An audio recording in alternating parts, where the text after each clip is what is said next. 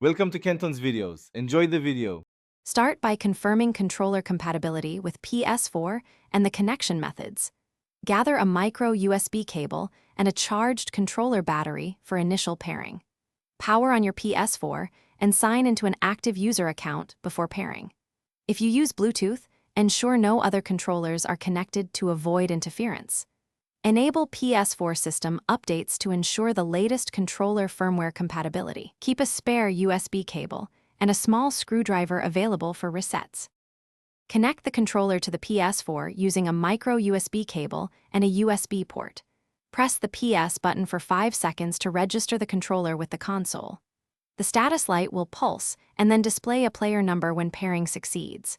To pair via Bluetooth, go to Settings, Devices, and Bluetooth devices on Ps4. Put the third-party controller into pairing mode by holding its pair button according to instructions. Select the controller name on screen and confirm to complete wireless connection. If the controller fails, try restarting the Ps4 and reconnecting the USB cable.